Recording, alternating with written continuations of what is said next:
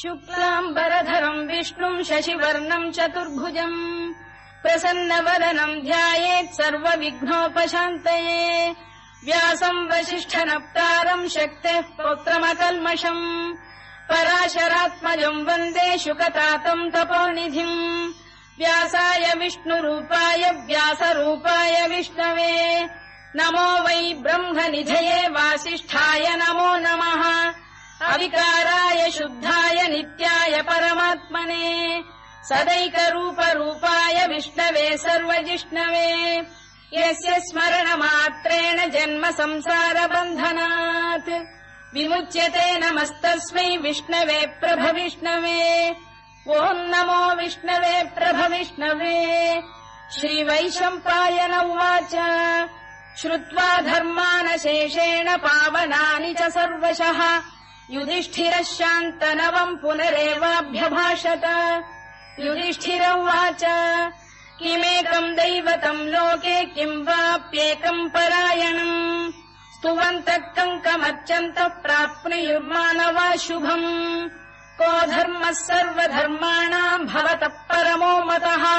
किम् जपन्मुच्यते जन्तुर्जन्म संसारबन्धनात् श्रीभीष्म उवाच जगत्प्रभुम् देवदेवमनन्तम् पुरुषोत्तमम् स्तुवन्नाम सहस्रेण पुरुषः सततोत्थितः तमेव चार्चयन्नित्यम् भक्त्या पुरुषमव्ययम् ध्यायम् स्तुवन् नमस्यम् च यजमानस्तमेव च अनादिनिधनम् विष्णुम् सर्वलोकमहेश्वरम् लोकाध्यक्षम् स्तुवन्नित्यम् सर्वदुःखातिगो भवेत् ब्रह्मण्यम् सर्वधर्मज्ञम् लोकानाम् कीर्तिवर्धनम्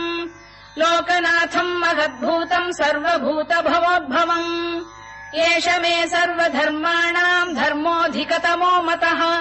यद्भक्त्या पुण्डरीकाक्षम् स्तवैरच्चेन्नरः सदा परमम् यो महत्तेजः परमम् यो महत्तपः परमम् यो महद्ब्रह्म परमम् यः परायणम् पवित्राणाम् पवित्रम् यो मङ्गलानाम् च मङ्गलम् दैवतम् देवतानाम् च भूतानाम् यो व्ययपिता यतः सर्वाणि भूतानि भवन्त्यादियुगागमे यस्मिंश्च प्रलयम् यान्ति पुनरेव युगक्षये तस्य लोकप्रधानस्य जगन्नाथस्य भूपते विष्णोर्नाम सहस्रम् मे शृणु पापभयापहम् यानि नामानि गौणानि विख्यातानि महात्मनः ऋषिभिः परिगीतानि तानि वक्ष्यामि भूतये ऋषिर्नाम्नाम् सहस्रस्य वेदव्यासो महामुनिः छन्दोऽनुष्टुप् तथा देवो भगवान् देवकीसुतः अमृतांशुद्भवो बीजम् शक्तिर्देवकी नन्दनः त्रिसामाहृदयम् तस्य शान्त्यर्थे विनियुज्यते विष्णुम् जिष्णुम् महाविष्णुम् प्रभविष्णुम् महेश्वरम् अनेकरूपदैत्यान्तम् नमामि पुरुषोत्तमम् अस्य श्रीविष्णोर्दिव्यसहस्रनामस्तोत्रमहामन्त्रस्य श्रीवेदव्यासो भगवान् ऋषिः अनुष्टुप्छन्दः श्रीमहाविष्णुः परमात्मा श्रीमन्नारायणो देवता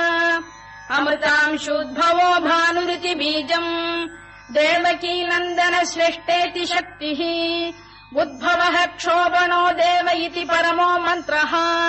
शङ्खबृन्नन्दकी चक्रीति कीलकम्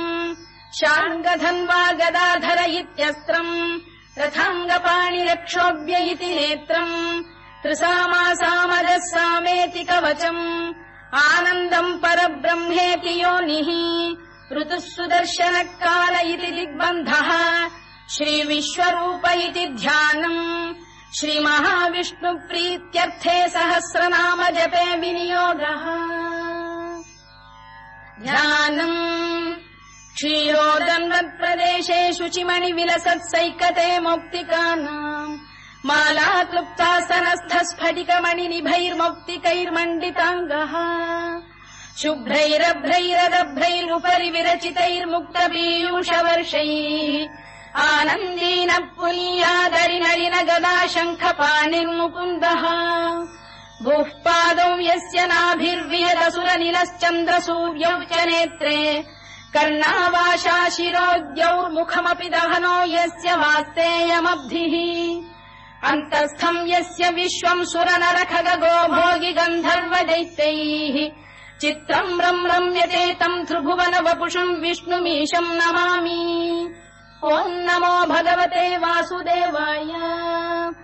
शान्ताकारम् भुजगशयनम् पद्मनाभम् सुरेशम् विश्वाधारम् गगनसदृशम् मेघवर्णम् शुभाङ्गम् लक्ष्मीकान्तम् कमलनयनम् योगिहृद्ध्यानगम्यम् वन्दे विष्णुम् भवभयहरम् सर्वलोकैकनाथम् मेघश्यामम् पीतकौशेयवासम् श्रीवत्साङ्कम् कौस्तुभोद्भासिताङ्गम् पुण्योपेतम् पुण्डरीकायताक्षम् विष्णुम् वन्दे सर्वलोकैकनाथम् नमः समस्तभूतानामादिभूताय भूभृते अनेकरूपरूपाय विष्णवे प्रभविष्णवे सशङ्खचक्रम् सकिरीटकुण्डलम् सपीतवस्त्रम् सरसीरुहेक्षणम् सहारवक्षस्थलशोभिकौस्तुभम् नमामि विष्णुम् शिरसा चतुर्भुजम् छायायाम् पारिजातस्य हेमसिंहासनोपरि आसीनमम्बुदश्याममायताक्षमलङ्कृतम् चन्द्राननम् चतुर्बाहुम् श्रीवत्साङ्कितवक्षसम् रुक्मिणी सत्यभामाभ्याम् सहितम् कृष्णमाश्रये।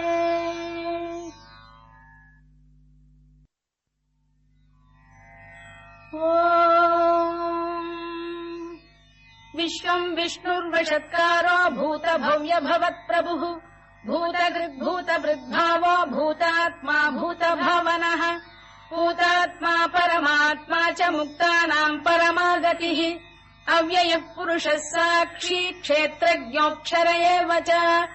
योगो योगविदाम् नेता प्रधानपुरुषेश्वरः नारसिंहवपुः श्रीमान् केशवः पुरुषोत्तमः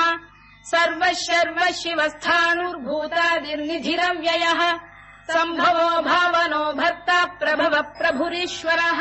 स्वयम्भूः शम्भुरादित्यः पुष्कराक्षो महास्वनः अनादिनिधनो धाता विधाता धातुरुत्तमः अप्रमेयो ऋषिकेशः पद्मनाभोऽमरप्रभुः विश्वकर्मा मनुस्पष्टा स्थविष्ठस्थविरो ध्रुवः अग्राह्यः शाश्वतः कृष्णो लोहिताक्षप्रदर्दनः प्रभूतस्त्रिककुब्धाम पवित्रम् मङ्गलम् परम् ईशानप्राणदप्राणो ज्येष्ठः श्रेष्ठः प्रजापतिः हिरण्यगर्भो भूगर्भो माधवो मधुसूदनः ईश्वरो विक्रमी धन्वी मेधावी विक्रमक्रमः अनुत्तमो दुराधर्ष्य कृतज्ञकृतिरात्मवान् सुरेशः शरणम् शर्म विश्वरेता प्रजाभवः अधः संवत्सरो व्यालप्रत्ययः सर्वदर्शनः अजः सर्वेश्वरः सिद्धः सिद्धिः सर्वादिरच्युतः वृषाकपिरमेयात्मा सर्वयोगविनिसृतः वसुर्वसुमनः सत्यः समात्मा संमितः समः अमोघः पुण्डरीकाक्षो वृषकर्मा वृषाकृतिः रुद्रो बहुशिरा बभ्रुर्विश्वयोनिः शुचिश्रवाः अमृतः शाश्वतस्थाणुर्वरारोहो महातपाः सर्वगः सर्वविद्भानुर्विश्वक्सेनो जनार्दनः वेदो वेदविदव्यङ्गो वेदाङ्गो वेदवित्कविः लोकाध्यक्षः सुराध्यक्षो धर्माध्यक्षकृताकृतः चतुरात्मा चतुर्व्यूहश्चतुर्दंष्टश्चतुर्भुजः भ्राजिष्णुर्भोजनम् भोक्ता सहिष्णुर्जगदादिजः अनघो विजयो जेता विश्वयोनिः पुनर्वसुः उपेन्द्रो वामनः प्रांशुरमोघः शुचिरूर्जितः अतीन्द्रः सङ्ग्रहः सर्गो धृतात्मा नियमो यमः वेद्यो वैद्यः सदा योगी वीरः माधवो मधुः अतीन्द्रियो महामायो महोत्साहो महाबलः महाबुद्धिर्महावीर्यो महाशक्तिर्महाद्युतिः अनिर्देश्य वपुः श्रीमान् अमे आत्मा महादृधृत् महेश्वासो महीभर्ता श्रीनिवासः सताङ्गतिः अनिरुद्धः सुरानन्दो गोविन्दो गोविदाम्पतिः मरीचिर्दमनो हंसः सुपर्णो भुजगोत्तमः हिरण्यनाभः सुतपाः पद्मनाभः प्रजापतिः अमृत्युः सर्वदृक्सिंहः सन्धाता सन्धिमान् स्थिरः अजो दुर्मर्शनः शास्ता विश्रुतात्मा सुरारिः गुरुर्गुरुतमो धाम सत्यः सत्यपराक्रमः निमिषो निमिषस्रग्वी वाचस्पतिरुदारधीः अग्रणीर्ग्रामणी श्रीमान् न्यायो नेता समीरणः सहस्रमूर्धा विश्वात्मा सहस्राक्षः सहस्रपात् आवर्तनो निवृत्तात्मा संवृतः सम्प्रमर्दनः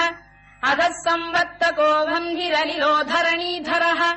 सुप्रसाद प्रसन्नात्मा विश्वधृक् विश्वभुग्विभुः सत्कर्ता सत्कृतः साधुर्जह्नुर्नारायणो नरः असङ्ख्येयो प्रमेयात्मा विशिष्टः शिष्टकृच्छुचिः सिद्धार्थ सिद्ध सङ्कल्पः सिद्धिदः सिद्धिसाधनः वृषाही वृषभो विष्णुर्वृषपर्वा वृषोदरः वर्धनो वर्धमानश्च विविक्तः श्रुतिसागरः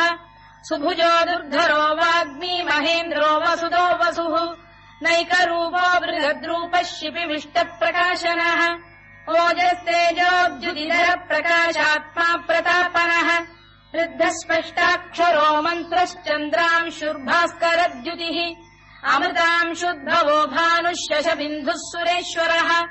औषधम् जगतः सेतुः सत्यधर्मपराक्रमः भूतभव्यभवन्नाथ पवनः पावनो नरः कामः कामकृत्कान्तः कामः कामप्रदप्रभुः युगादिकृद्युगावर्तो नैकमायो महाशनः अदृश्यो व्यक्तरूपश्च सहस्रजिदनन्तजित् इष्टो विशिष्टः शिष्टेष्टः शिखण्डी नघुषो वृषः क्रोधः क्रोधकृत्कर्ता विश्वबाहुर्महीधरः अच्युत प्रथित प्राण प्राणदो वासवानुजः अपाम् निधिरधिष्ठानमप्रमत्त प्रतिष्ठितः स्कन्द स्कन्दधरो धुर्यो वरदो वायुवाहनः वासुदेवो बृहद्भानुरादिदेवः पुरन्दरः अशोकस्तारणस्तारः शूरः शौरिर्जनेश्वरः अनुकूलः शतावर्तः पद्मी पद्मनिभेक्षणः पद्मनाभोरविन्दाक्षः पद्मगर्भः शरीरभृत् महर्धिर्वृद्धो वृद्धात्मा महाक्षो गरुडध्वजः अतुलः शरभो भीमः समयज्ञो हविर्हरिः सर्वलक्षणलक्षण्यो लक्ष्मीवान् समितिञ्जयः विक्षरो रोहितो मार्गो हेतुर्दामोदरः सः महीधरो महाभागो वेगवानमिताशनः उद्भवः क्षोभणो देवः श्रीगर्भः परमेश्वरः करणम् कारणम् कर्ता विकर्ता गहनो गुहः व्यवसायो व्यवस्थानः संस्थानस्थानदो ध्रुवः परद्धिः परमस्पष्टः तुष्टः पुष्टः शुभेक्षणः रामो विरामो विरतो मार्गो नेयोनयोनयः वीरः शक्तिमताम् श्रेष्ठो धर्मो धर्मविदुत्तमः वैकुण्ठः पुरुष प्राण प्राणद प्रणव पृतुः हिरण्यगर्भः शत्रुघ्नो व्याप्तो वायुरभोक्षजः ऋतुः सुदर्शनकार परमेष्ठी परिग्रहः उग्रः संवत्सरो दक्षो विश्रामो विश्वदक्षिणः विस्तारस्थावरस्थाणुः प्रमाणम् बीजमव्ययम् अर्थोऽनर्थो महाकोशो महाभोगो महाधनः अनिर्विण्णस्थविष्ठो भूर्धर्मयूपो महामखः नक्षत्रनेमिर्नक्षत्री क्षमः क्षामः समीहनः यज्ञयुज्यो महेद्यश्च क्रतुः सत्रम् सताम् गतिः सर्वदर्शी विमुक्तात्मा सर्वज्ञो ज्ञानमुत्तमम् सुव्रतः सुमुखः सूक्ष्मः सुघोषः सुखरः सुहृद् मनोहरोजितक्रोधो वीरबाहुर्विदारणः स्वापनः स्ववशो व्यापी नैकात्मा नैककर्मकृत् वत्सरो वत्सलो वत्सी रत्नगर्भोधनेश्वरः धर्मकृद्धर्मकृद्धर्मी सरसक्षरमक्षरम् अविज्ञाता सहस्रांशुर्विधाता कृतलक्षणः दभस्तिनेमिः सत्तस्तः सिंहो भूतमहेश्वरः आदिदेवो महादेवो देवेशो देवभृद्गुरुः उत्तरो गोपतिर्गोप्ता ज्ञानगम्यः पुरातनः शरीरभूतभृद्भोक्ता कपीन्द्रो भूरि दक्षिणः सोमपोऽमृतपः सोमः पुरुजित् पुरुसत्तमः विनयो जयः सत्यसन्धो दाशार्हः सात्वताम् पतिः जीवो विनयिता साक्षी मुकुन्दोमित विक्रमः अम्भो निधिरनन्तात्मा महोदधिशयोऽन्तकः अजो महार्घः स्वाभाव्यो जिता मित्र प्रमोदनः आनन्दो नन्दनो नन्दः सत्यधर्मा त्रिविक्रमः महर्षि कपिलाचार्य कृतज्ञो मेदिनीपतिः त्रिपुरस्त्रिदशाध्यक्षो महाशृङ्गकृतान्तकृत् महावराहो गोविन्दः सुषेणः कनकाङ्गिनी गुह्यो गभीरो गहनो गुप्तश्चक्रगदाधरः मेधास्वाङ्गो जितः कृष्णो दृढः सङ्कर्षणोच्युतः वरुणो वारुणो वृक्षः पुष्कराक्षो महामनाः भगवान् बलहानन्दी वनमाली हलायुधः आदित्यो ज्योतिरादित्यः सहिष्णुर्गतिसप्तमः सुधन्वाखण्ड परशुर्दारुणो द्रविणप्रदः दिवस्पृक् सर्वदृग्व्यासो वाचस्पतिरयो निजः त्रिसामासामगः साम निर्वाणम् भेषजम् भिषज सन्न्यासकृच्छमः शान्तो निष्ठा शान्तिपरायणम् शुभाङ्गः शान्तिदः स्रष्टा कुमुदः कुवलेशयः गोहितो गोपतिर्गोप्ता वृषभाक्षो वृषप्रियः अनिवर्ती निवृत्तात्मा संक्षेप्ता क्षेमकृच्छिवः श्रीवत्सवक्षः श्रीवासः श्रीपतिः श्रीमताम्बरः श्रीधः श्रीशः श्रीनिवासः श्रीनिधिः श्रीविभावनः श्रीधर श्रीकर श्रेयः श्रीमान् लोकत्रयाश्रयः स्वक्षस्वङ्गः शतानन्दो नन्दिर्ज्योतिर्गणेश्वरः विजितात्मा विधेयात्मा सत्कीर्तिश्छिन्न संशयः उदीर्णः सर्वतश्चक्षुरनीशः शाश्वतस्थिरः भूषयो भूषणो भूतिर्विशोकः शोकनाशनः अर्चिष्मानर्चितः कुम्भो विशुद्धात्मा विशोधनः अनिरुद्धो प्रतिरथ प्रद्युम्नोमित विक्रमः कालनेमिनिः वीरः शौरिः शूरजनेश्वरः त्रिलोकात्मा त्रिलोकेशः केशवः केशिहा हरिः कामदेवः कामपालः कामी कान्तकृतागमः अनिर्देश्य वपुर्विष्णुर्वीरोऽनन्तो धनञ्जयः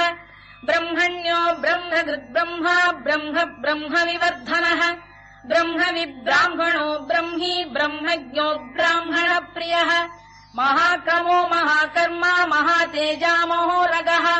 महाक्रतुर्महायज्वा महायज्ञो महाहविः स्तव्यस्तव प्रियस्तोत्रम् स्तुतिस्तोतारणप्रियः पूर्णः पूरयिता पुण्यः पुण्यकीर्तिरनामयः मनोजवस्तीर्थकरो वसुरेता वसुप्रदः वसुप्रदो वासुदेवो वसुर्वसुमनाहविः सद्गतिः सत्कृतिः सत्ता सद्भूतिः सत्परायणः शूरसेनो यदुश्रेष्ठः सन्निवासः सुयामुनः भूतावासो वासुदेवः सर्वासु निलयो नलः दर्पः दर्पदो दृप्तो दुर्धरोऽथा पराजितः विश्वमूर्तिर्महामूर्तिर्दीप्तमूर्तिरमूर्तिमान् अनेकमूर्तिरव्यक्तः शतमूर्तिः शताननः एकोनैकः सवक्कः किम् यत्तत्पदमनुत्तमम् लोकबन्धुर्लोकनाथो माधवो भक्तवत्सलः सुवर्णवर्णो हेमाङ्गो वराङ्गश्चन्दनाङ्गदी वीरः विषमः शून्यो घृता शीरचरश्चलः अमानी मानदो मान्यो लोकस्वामी त्रिलोकधृत् सुमेधा मेधजो धन्यः सत्यमेधाधराधरः तेजो वृषोद्युतिधरः सर्वशत्रुभृताम्बरः प्रग्रहो निग्रहो व्यग्रो नैकशृङ्गो गदाग्रजः चतुर्मूर्तिश्चतुर्बाहुश्चतुर्व्यूहश्चतुर्गतिः चतुरात्मा चतुर्भावश्चतुर्वेदविदेकपात् समावर्तो निवृत्तात्मा दुर्जयो दुरतिक्रमः दुर्लभो दुर्गमो दुर्गो दुरावासो दुरारिः शुभाङ्गो लोकसारङ्गः सुतन्तु वर्धनः इन्द्रकर्मा महाकर्मा कृतकर्मा कृतागमः उद्भवः सुन्दरः सुन्दरो रत्ननाभः सुलोचनः अर्को वाजसनः शृङ्गी जयन्तः सर्वविजयी सुवर्णबिन्दुरक्षोभ्यः सर्ववागीश्वरेश्वरः महाह्रदो महागर्तो महाभूतो महानिधिः कुमुदः कुन्दरः कुन्दः पर्जन्यः पावनो निलः अमृताशोऽमृतवपुः सर्वज्ञः सर्वतोमुखः सुलभः सुव्रतः सिद्धः शत्रुजिच्छत्रुतापनः न्यग्रोधोदुम्बरोश्चतश्चाणूरान्ध्रैषूदनः सहस्रार्चिः सप्तजिह्वः सप्तैधाः सप्तवाहनः अमूर्तिरनघोचिन्त्यो भयगृद्भयनाशनः अणुबृहत्कृशस्थूलो गुणभृन्निर्गुणो महान् अधृतस्वधृतस्वास्य प्राग्वंशो वंशवर्धनः धारभृत्कथितो योगी योगीशः सर्वकामदः आश्रमश्रमणः क्षामः सुपर्णो वायुवाहनः धनुर्धरो धनुर्वेदो दण्डो दमयिता दमः अपराजितः सर्वसहो नियन्ता नियमो यमः सत्त्ववान् सात्विकः सत्यः सत्यधर्मपरायणः अभिप्रायप्रियार्होरः प्रियकृत्प्रीतिवर्धनः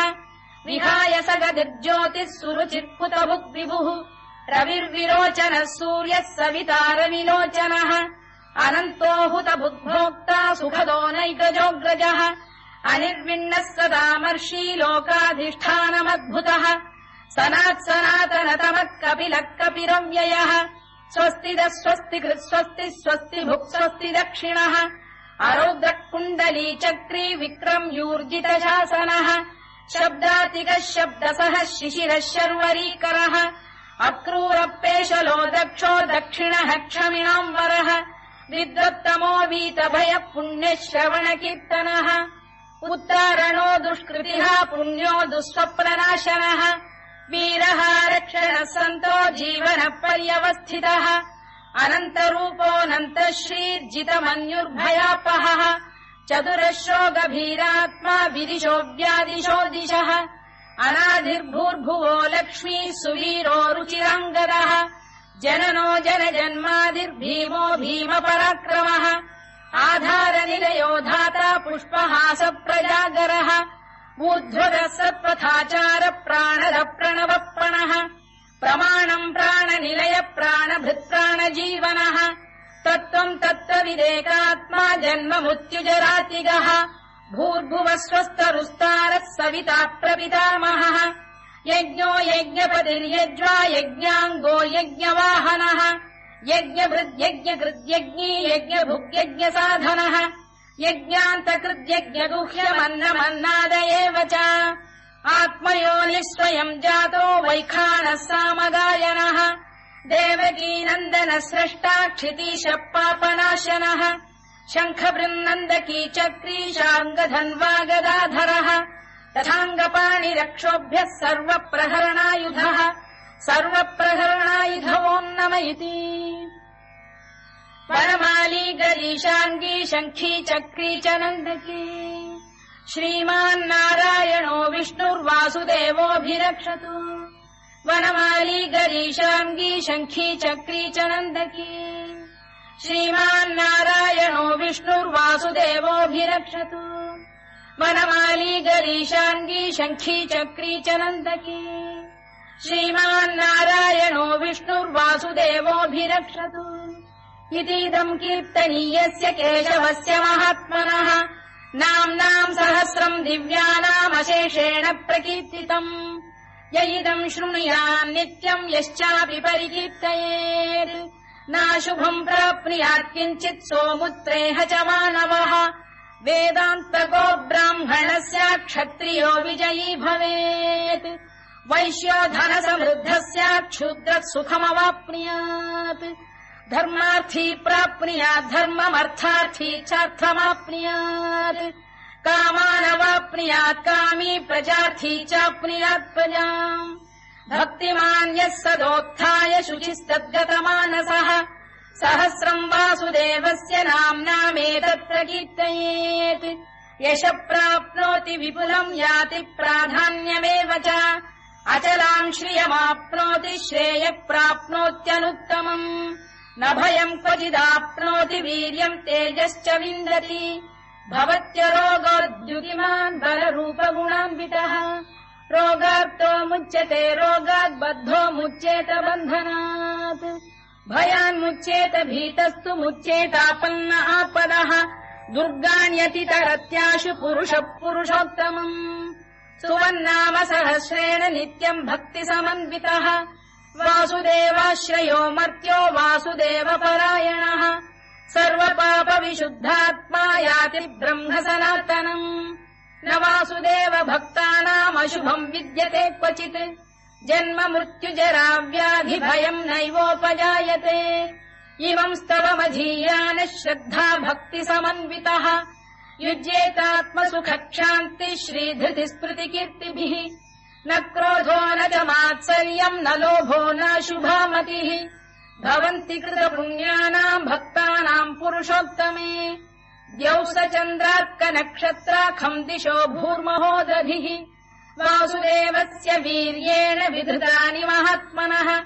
ससुरासुरगन्धर्वम् स यक्षोरगराक्षसम् जगत्वशे वर्ततेदम् कृष्णस्य सचराचरम् इन्द्रियाणि मनो बुद्धिः सत्त्वम् तेजो बलम् धृतिः वासुदेवात्मकान्याहुः क्षेत्रम् क्षेत्रज्ञ एव च सर्वागमानामाचार प्रथमम् परिकल्पते आचार प्रभवो धर्मो धर्मस्य प्रभुरच्युतः ऋषयः पितरो देवा महाभूतानि धातवः जङ्गमा जङ्गमम् चेदम् जगन्नारायणोद्भवम् योगो ज्ञानम् तथा साङ्ख्यम् विद्या शिल्पादिकर्म च वेदाः शास्त्राणि विज्ञानमेतत् सर्वम् जनार्दनात् एको विष्णुर्महद्भूतम् पृथग्भूतान्यनेकशः त्रीन् लोकान् व्याप्य भूतात्मा भुङ्क्ते विश्वभुवव्ययः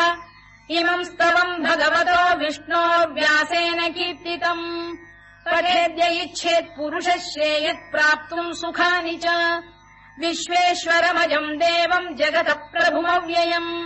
भजन्ति ये पुष्कराक्षम् न ते यान्ति पराभवम्